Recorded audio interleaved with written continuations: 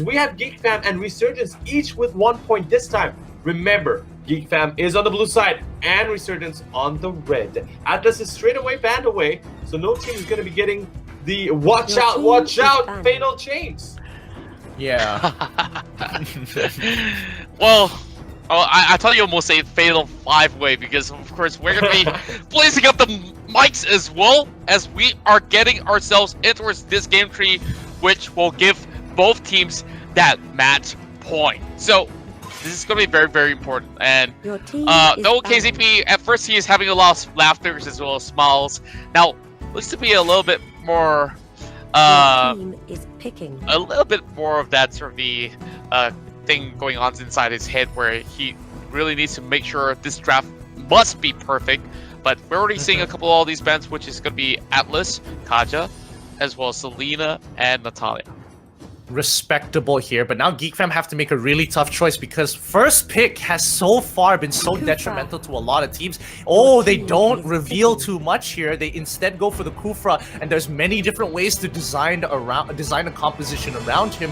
But Resurgence is kind of, sniffing it out. Like, okay, Geek Fam has some strong pick potential on top of team fighting capabilities, so they're expecting Geek Fam to go more team fight oriented. So they're gonna start off with their solid picks, the Claude as well as the Uranus. Those are the core compositions, and this Thamos, they're hopefully going to make sure that Uranus goes up against this Thamos in a 1v1, just so they can brick wall arts.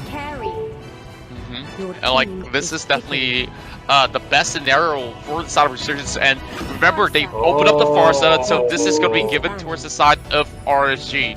And the last time that they've held on towards this, Jason did end up as the MVP with some of the highest kills. So is this going to be pretty much the repeat of game number 1 as we are looking at another Aurora ban right here? I think they just want to take out the Aurora from the hands of Dominus so that, you don't get the freeze out. There's a lot of, stopping power when it comes to team fights. The Aurora can save and also start a lot of team fights for side of the Geek Fam. But taking that away, of course, disables them, but I'm pretty sure they have a lot of other picks. The problem is here, I'm not sure if they're going to go for the Greenware pick later on for Geek Fam because Resurgence has already shown them how to defeat a Farsa comp. Yeah, personally, I think Geek Fam should have, instead of Jawhead in this situation, I think they might have considered, either getting rid of the Valir this time round, because I feel like Resurgence, like Valir is going to be so good here. It denies a lot of space, it denies a lot of engages from Geek Fam, or they could go for the Diggy route, but even then, that could be very, very scary if, they get flanked from an awkward angle, because we are talking about Zorn here. So right now, I think for Geek Fam, yeah. What's up, Contra? No, you go ahead first, and of course I'll bring up my point later on. I'm just looking at what picks they're gonna go for. Are they still gonna go for the Kagura to reach the Farsa and the backlines? I mean, they have to lock down on basically both the Claude and the Farsa here, so they're probably gonna go for the Cho and the Kagura.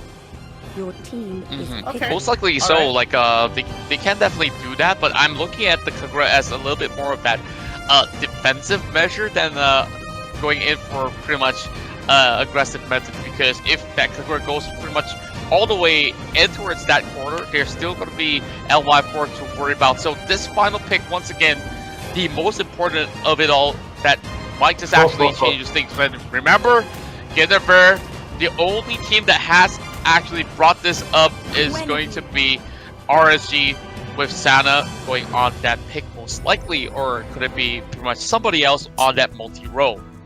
Oh man, this is gonna be a really hard game for both teams, because what it really comes down to is just skill. Can Zorn actually use his bouncing ball to stop the spatial migration and the engagements coming in from the Guinevere? That's going to be really, really difficult to do, because both of them can kind of hop over the walls, and they have to take Flicker as well just to keep that playmaking capability. But yeah, looking at the draft, Geek Fam wants to play the 1-3-1. They want to maintain mid control, rotate towards one of the weaker lanes, get priority, and punish Resurgence with picks, while RSG is playing a 1-4 composition, using Farsa, part of the 4, as a kill squad. They stick together, fast rotations using Uranus as literally a brick wall against any offlaners or potential dives.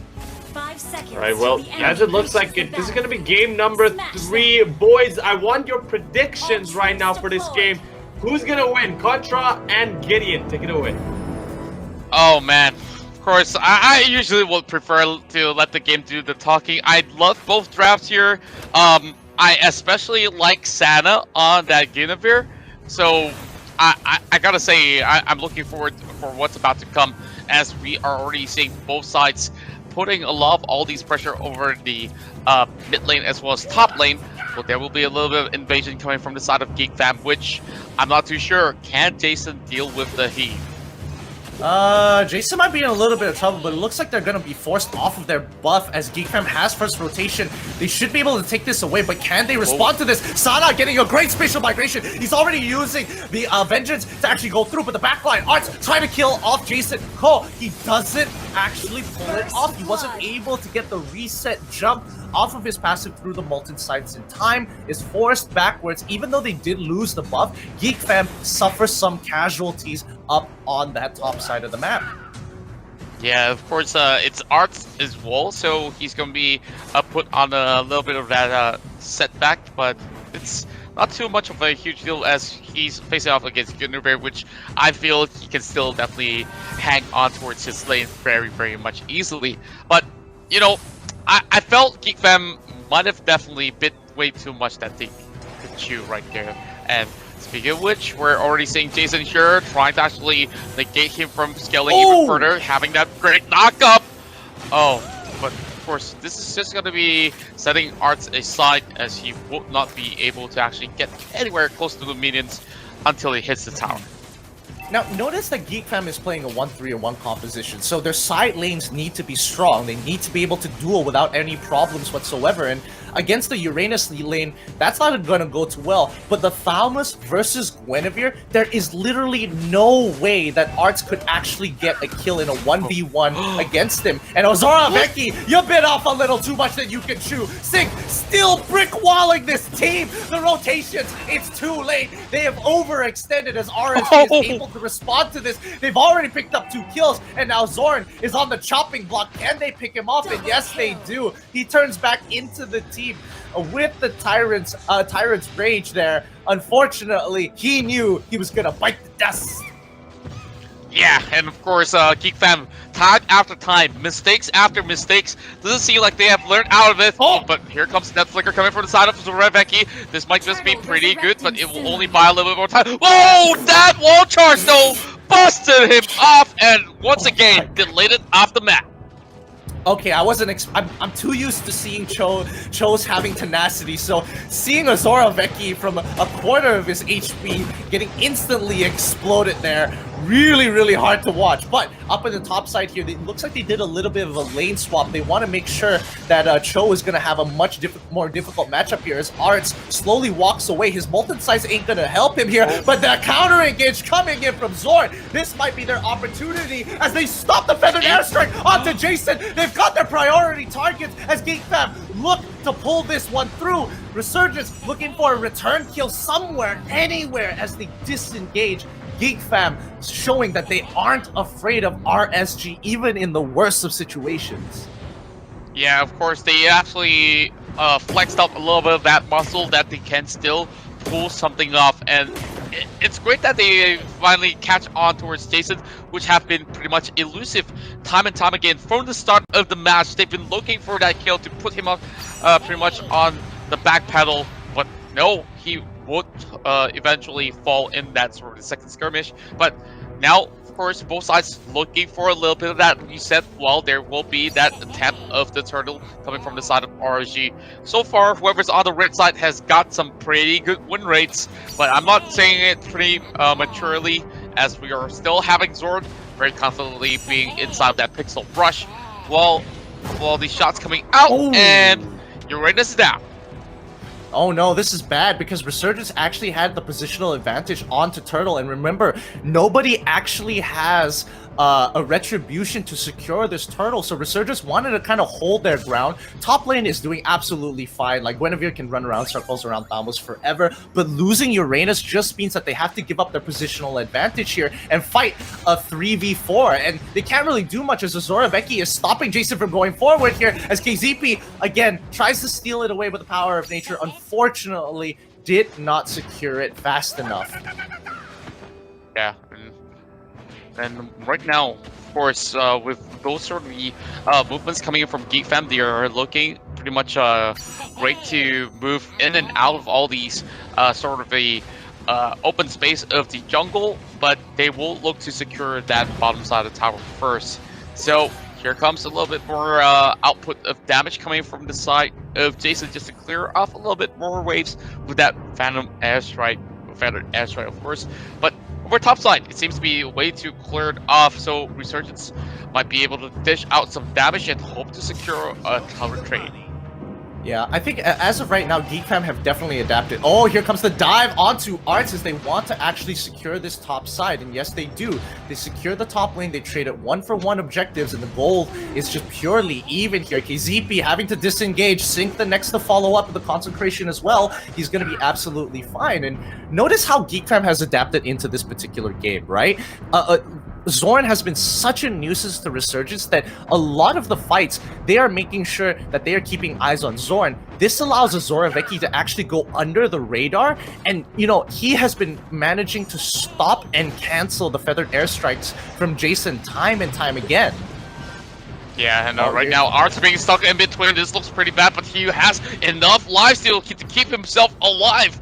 Oh my, look at that sort of regen coming out of him as he's definitely healing himself back up. Concentrated energy for Sana as we are looking at Dominus here. Trying to actually take out that tower, but it just needs a couple more autos to get it pretty much off. Turtle resurrecting soon. Yep, they just have to kind of hold their ground here as Geek Fam.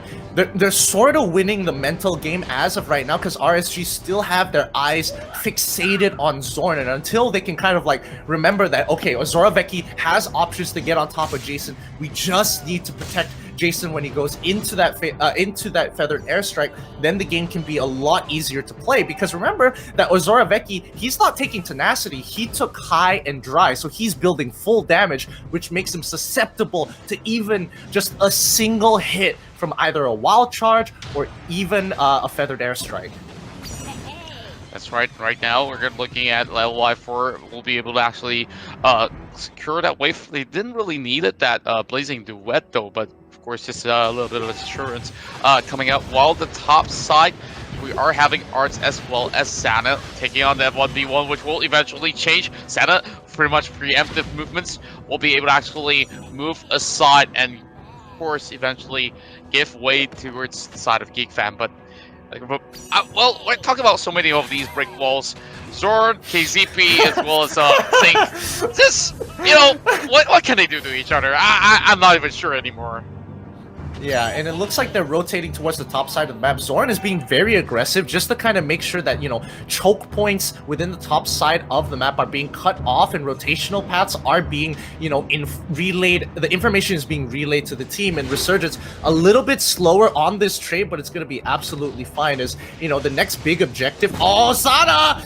Oh, he gets caught off guard, and even with the Vengeance not able to survive, I don't think Resurgence is able to capitalize on it, and Geek Fam finally find a profit. KZP, oh, he's getting really low. Oh, L14 actually just gets one shot by Dominus and Feeks as well. Oh, unfortunately, you know, Dominus is the next to fall, but pure profit coming in from Geek Fam. They've now developed a 2k goal lead against Resurgence, and we did see in Game 2 what a little lead can do for a team for the likes of Geek Fam.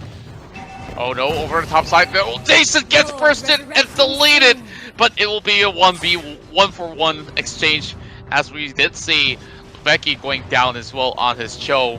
Now, Zorn's going to be walled off, and he has to flicker away, but that flicker brings him straight towards the side of Sync. Tyrant's Rage to bring him over the wall, and Zorn is still pretty much beefy. He's actually surviving through it all, and Sync might just actually be in trouble, but that's going to be a big shield coming out, and he will be walking in out alive! Sync now returns the favor and just smack them down once again. Oh my god, Sync actually survived that interaction there. Luckily, I'm pretty sure he already has Oracle, and that's why the Yin Yang overturn didn't do as much damage as I would have expected. Let's have a look right now, and oh, he actually has a Dominance Ice. Okay, so that means he did take some magic resist emblems there to actually survive that damage from Dominus, as he already has the Lightning Truncheon. Really nice play here, but let's see what are the next moves, because Resurgence, once again, we talked about the composition, having it all, the Lord Steel, oh wow, a 3 magic Kundo, and one-shots LY4 before the Blazing Duet. Lord has been slain and goes over to Resurgence's side, but Geek Fam is gonna run Resurgence and look to force to make a mistake here, as LY4 has to sit in the gray death screen for another 20 more seconds. Geek Fam have full control until Lord starts walking out of that base. Yeah, now we're looking at the side of Dominus, now opening things up. Sync right at the front. He will need to actually clear things off, and with that sort of Lord going over the top side, they won't be able to actually escort it all too well, because they've already lost Sana, and all they can do right now is, of course, try to actually look for perhaps a pickoff, but Geek Fam members are still pretty much on the top side here. And now that LY4 is pretty much in position, but what can they possibly do? They're looking for Jason once again. This is going to be looking like a really good dive for the side of Geek Fam, but they are actually fighting too much. But Zorn getting straight out, as it will be only Arts being left alive here. While Cho is pretty much outside. He's being left all alone, as 4 members of Geek Fam has been taken out. Then somehow the Lord survives. That was so huge from Resurgence. Like, I thought this was going to be a mistake to actually go for another team fight after what happened just now. And after the pick from Jason, I thought it was going to be an easy clap. But LY4, with the help of Sana, going in for the long flank was such a good call. They catch out Geek Fam's backline. Feeks had no chance. Zorn wasn't able to peel for the team. So Resurgence, as of right now, all they have to do to break Geek Fam's composition is to get into flank angles against Geek Fam. That way, if they play a front to front, Resurgence is bound to lose. So a great adaptation 12 minutes into this game. Yeah, and right now, 12 minutes felt like forever for both of these guys who are playing, because any single mistake could have cost them the game. Like, we're already down to only a couple of turrets left for the side of Geek Fam, pretty much even in terms of numbers. But now, well, this is gonna be Sync pretty much chasing over the side of Becky. But oh no! That's a big trapping setup, and LY4 instantly gets deleted. Of course, in exchange for Orzorveki, it's not gonna be well worth it. Well, big brain plays coming from the side of Geek Fam. Yeah, Orzorveki is just somehow always finding LY4. This is becoming a very major issue here. LY4 really needs that Winds of Nature fast, and Sync is taking a bit of damage. I don't think he really cares about it for the most part. Zorn knows that he can absorb it, and now they just have to watch the position of Feeks here, and also be very, very careful of where Zorn is. As long as they keep tabs on Zorn and as well as Orzorveki, this shouldn't be happening for the side of Resurgence. Yeah, and Zorn now, of course, get caught up. As KCP definitely sets it up for some really great exchanges, as we're looking at Jason getting that one kill. Now getting person down. Oh my goodness! He actually comes right back! Oh, what is going on here? As we're looking at Resurgence here, we're trying to actually take down Arts, as being a little bit more tough to actually deal with. But that exchange was so beautiful. Did you just see Sana actually almost dropping off, and he gets back up on track? That was a perfectly timed vengeance. Now Orzorveki, he's trying his best to salvage the situation. It's a team wipe. Resurgence have cracked open Geek Fam and take game 3. You were right. You and Faraz were right. This is going to be a full match. 3 games, 2 games, 5 games. Expect it to be 5, because none of these teams are giving up hope just yet. Man, what happened over there? Okay, I'll just tell you what I felt. From the draft, I actually thought RSG would win again, because I feel like Geek Fam was going with picks. Kufra pick I really liked. But after that, going with the similar picks as before, some of them I would have changed since Resurgence has already shown they're going for the Farsa pick. I did genuinely believe that Geek Fam can actually handle it mid-game, but there was a couple of times that they let it go, and I mean they did. Vicky did a good job, as Contra and you as well mentioned, that he caught on LY4 a couple of times that punished him.